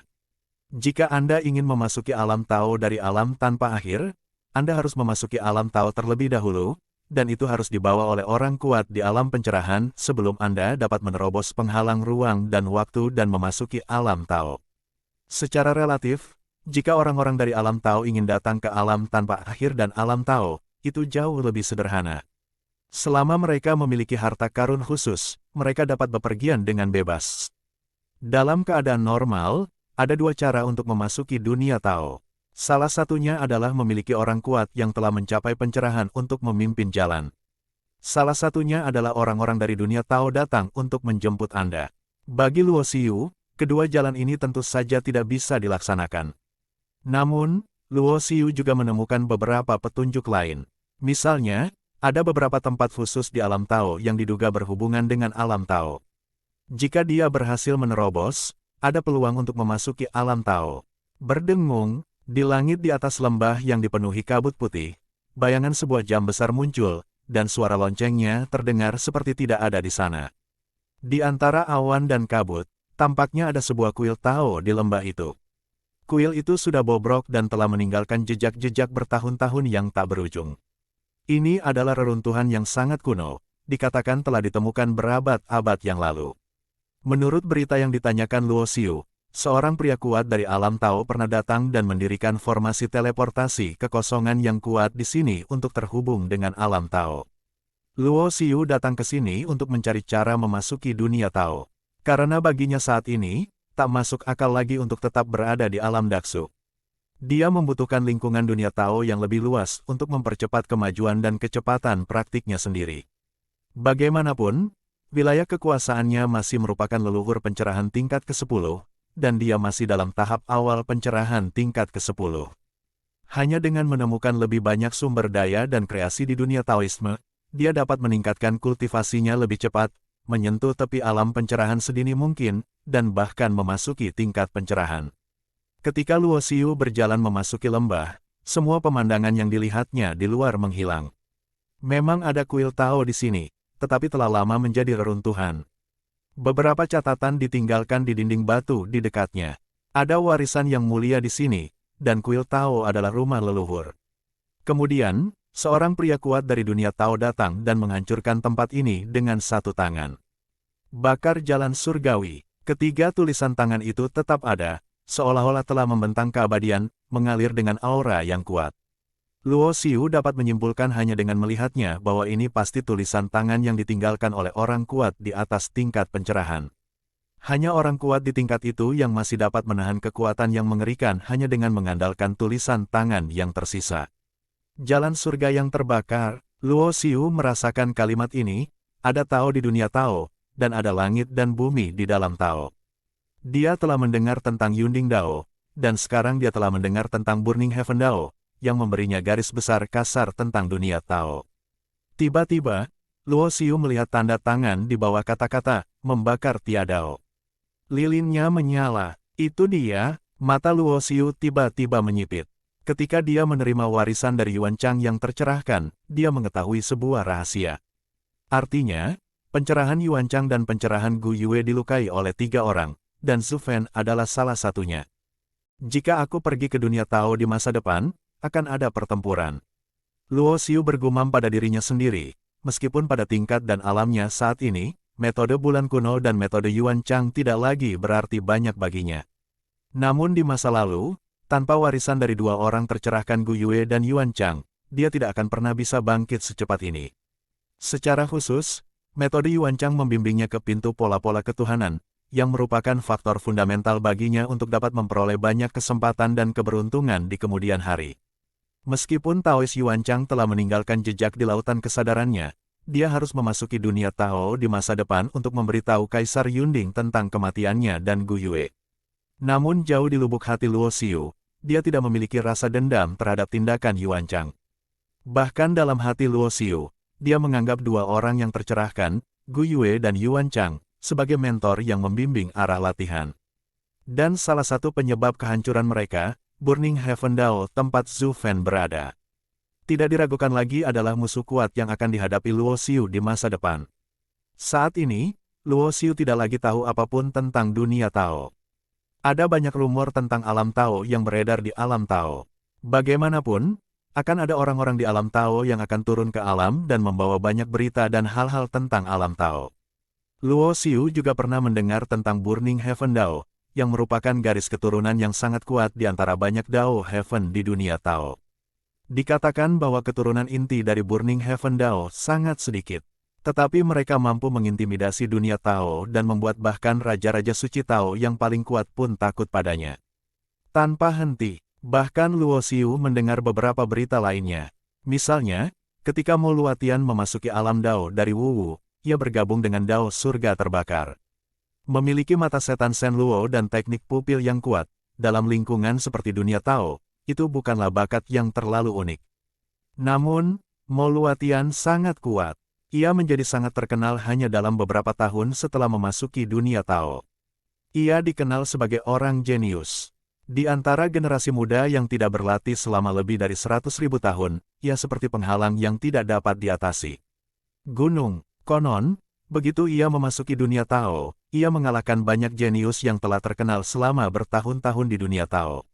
Dengan kekuatannya sendiri, ia melampaui lawan-lawan yang tak terkalahkan di generasinya dan memperoleh gelar Tianjiao. Sepertinya Mo Luotian memang pantas mendapatkan ketenarannya. Luo Xiu bergumam pada dirinya sendiri. Meskipun mata iblis Shen Luo sangat kuat, itu tidak membuatnya tak terkalahkan, karena banyak jenius di dunia Tao memiliki bakat khusus, seperti memiliki garis keturunan yang paling kuat, keterampilan murid yang paling kuat, Dao. Dia sudah lama mengenal Mo Luotian, tetapi dia belum pernah bertemu dengannya. Di masa depan, saat dia pergi ke dunia Tao, akan ada pertarungan hidup dan mati. Karena si jenius yang membunuh Moro Dojo saat itu mencuri mata ajaib Shen Luo, dan orang yang mengambil mata ajaib Shen Luo darinya tampaknya adalah adik laki-laki Mo Luotian. Ini adalah kebencian yang tidak dapat diselesaikan. Pada akhirnya, Luo Xiu meninggalkan tempat ini karena dia tidak menemukan petunjuk apapun dan tidak ada jalan menuju dunia Tao. Menurut beberapa informasi yang didengarnya, Luo Xiu datang ke tempat lain, yang terletak di utara alam Daksu. Ada sebuah gua kuno di sini. Sayangnya, gua itu juga sudah rusak dan telah dijelajahi berkali-kali tanpa jejak. Selanjutnya, Luo Xiu mencari ke banyak tempat, tetapi tidak menemukan apapun. Tampaknya hanya ada dua cara untuk mencapai alam Tao. Apakah saya harus menunggu seseorang dari Yuan Gang dan Yuan yang menerobos ke alam pencerahan sebelum saya dapat pergi ke alam Tao? Luo Xiu sedikit tidak berdaya. Setelah Sekte Langit dan Bumi memperoleh benih Tao, salah satu dari Yuangang dan Yuan Yang pasti akan menerobos ke alam Tao, tetapi sulit untuk mengatakan kapan terobosan itu akan terjadi. Bisa jadi puluhan ribu tahun, bisa jadi 100.000 tahun, bahkan bisa jadi 1.000.000 tahun. Namun Luo Xiu tidak mampu untuk menunggu, karena sisa-sisa pikiran pencerahan Yuan Chang telah meninggalkan bekas di lautan kesadarannya. Ia harus memasuki dunia Tao dalam waktu yang ditentukan, jika tidak, bekas itu akan meledak dan lautan kesadarannya tidak akan mampu menahannya. Sekarang menghitung waktu, tidak banyak yang tersisa hingga batas waktu yang ditentukan. Sekte Dao Beijing punya jalan menuju alam Dao. Secara tidak sengaja, Luo Xiu mengetahui berita tersebut, dan dia kebetulan datang ke selatan alam Daksu, tidak jauh dari gerbang Dao Beiqing. Berpikir tentang Sekte Beiqing Dao, Luo Xiu memiliki niat membunuh di matanya. Saat itu, dia dikejar oleh Beiqing Daomen dan hampir mati. Sebab dan akibat ini belum terpecahkan. Meskipun kemampuan bertarungnya saat ini melebihi sebelumnya, mantan penguasa Beiqing merupakan leluhur kuat dari 5 kesengsaraan, seorang pria kuat yang hanya berada di bawah alam pencerahan. Tetapi Luo Xiu mendengar kabar bahwa penguasa Beiqing telah pergi karena suatu alasan dan tidak lagi berada di Sekte Beiqing Dao. Sepertinya aku harus pergi ke Beiqing Daomen. Luo Xiu berubah menjadi cahaya yang melarikan diri dan datang ke kota suci Beiqing lagi. Bagaimana mungkin, kamu masih hidup? Ketika Luo Xiu tiba di Sekte Beiqing Dao, kelima tetua merasakan auranya, dan mereka semua tampak ngeri. Apakah menurutmu aku akan mati? Luo Xiu menyipitkan matanya. Seorang tokoh besar di dunia Tao pernah secara pribadi datang untuk menghancurkanmu di keabadian, tetapi kamu masih bisa bertahan hidup. Kelima tetua Sekte Tao Beiqing gemetar. Ada beberapa keluhan yang perlu diselesaikan. Luo Xiu tidak banyak bicara, melangkah di udara, dan menghancurkan gerbang gunung Beiqing Daomen dengan satu tendangan. Lancang, kelima tetua itu mengambil tindakan. Semuanya adalah orang-orang kuat di alam leluhur. Di antara mereka, ada 3 alam leluhur di tingkat ke-12, dengan kekuatan tempur yang kuat. Namun bagi Luo Xiu sekarang, kecuali dia merupakan lawan setingkat leluhur 5 kesengsaraan, selain itu, dia tidak takut terhadap musuh kuat manapun di ranah Zhengdao. Tidak ada ketegangan dalam pertempuran ini. Kelima tetua dipenggal, dan Luo Xiu tidak menunjukkan belas kasihan. Bahkan jika mereka mengaku kalah dan memohon belas kasihan, mereka tidak dapat mengubah niat membunuh Luo Xiu. Lagi pula, mereka ingin membunuhnya saat itu, dan kebencian ini tidak bisa diatasi hanya dengan menundukkan kepala. Orang-orang kuat yang dulu berdiri tegak di hadapannya, kini telah menjadi arwah-arwah yang mati di bawah telapak tangannya.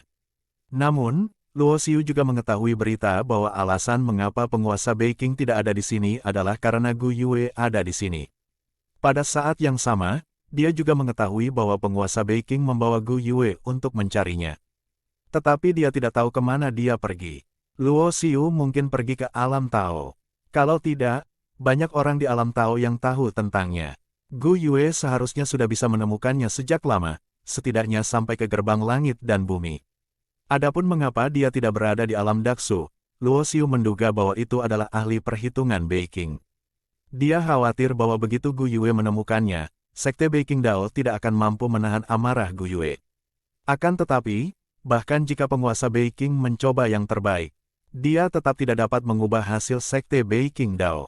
Kelima tetua telah dihancurkan, dan penguasa Beiqing tidak ada lagi di sini untuk mengambil alih. Sekte Beiqing Dao tidak ada lagi hanya dalam nama.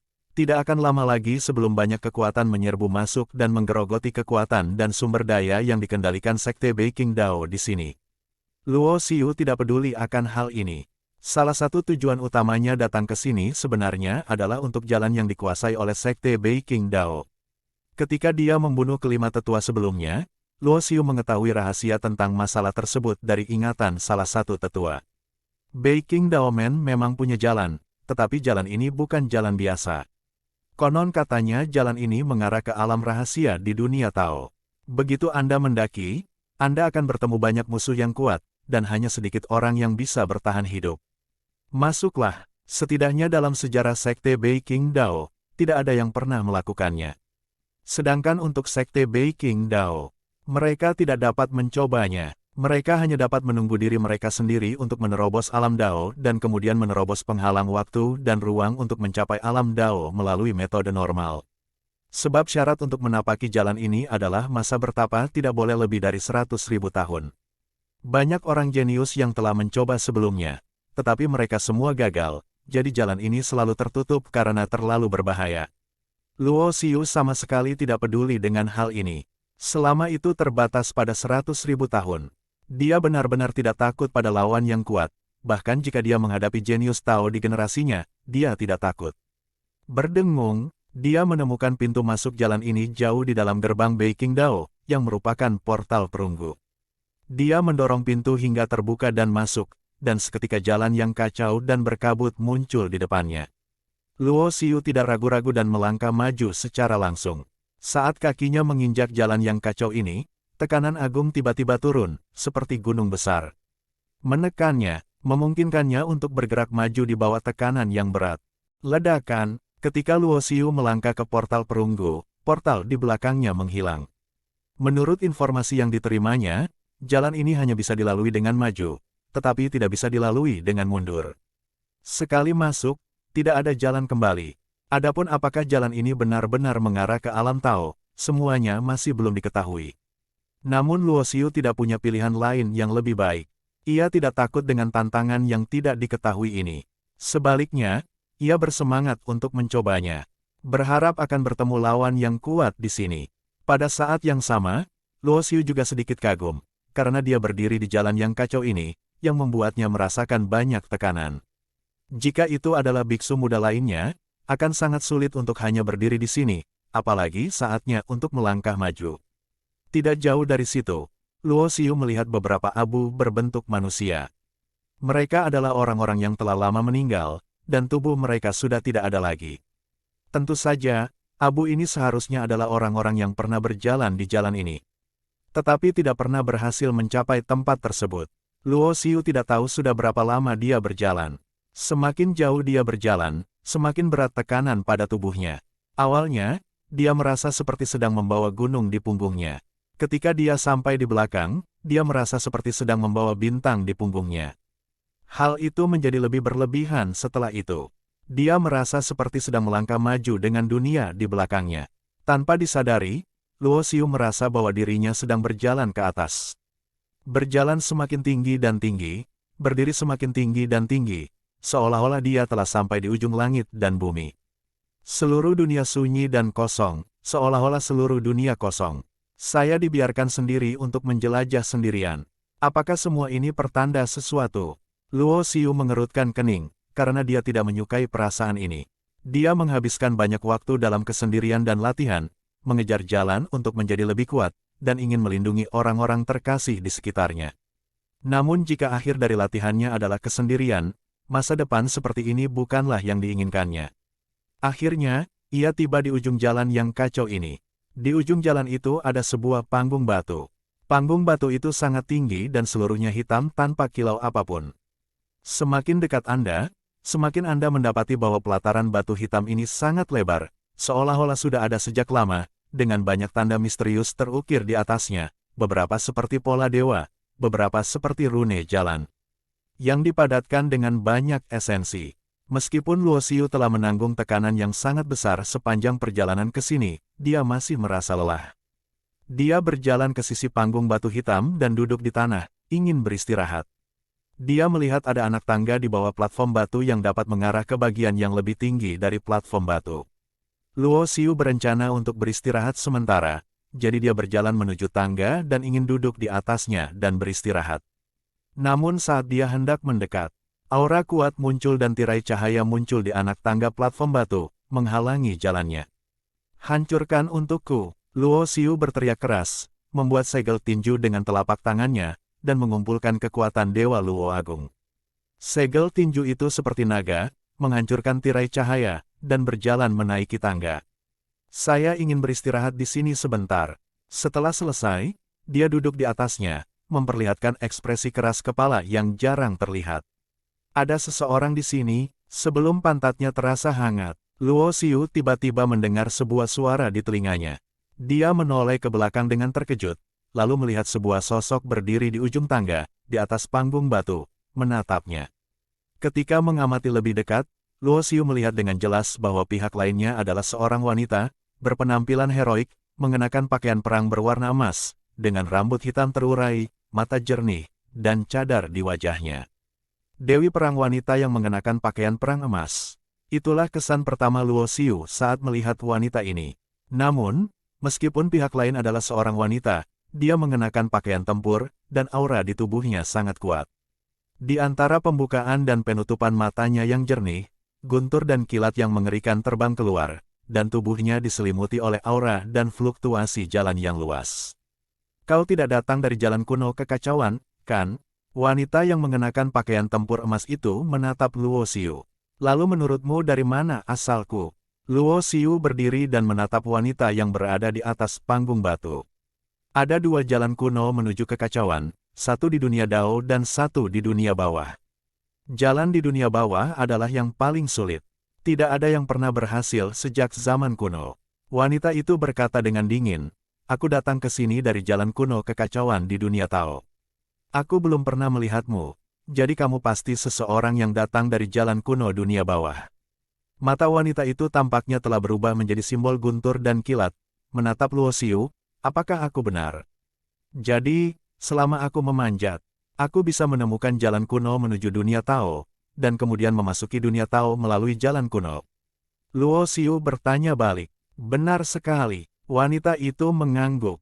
"Terima kasih." Luo Xiu tersenyum dan mendapatkan jawaban yang dia butuhkan. Dia menaiki tangga dan segera menghampiri wanita itu. "Silakan beri jalan. Kamu bisa berjalan di jalan kuno dari dunia bawah. Itu menunjukkan bahwa kamu sangat kuat.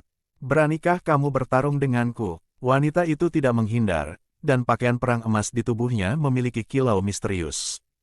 "Kamu berada di alam mana?" tanya Luo Xiu.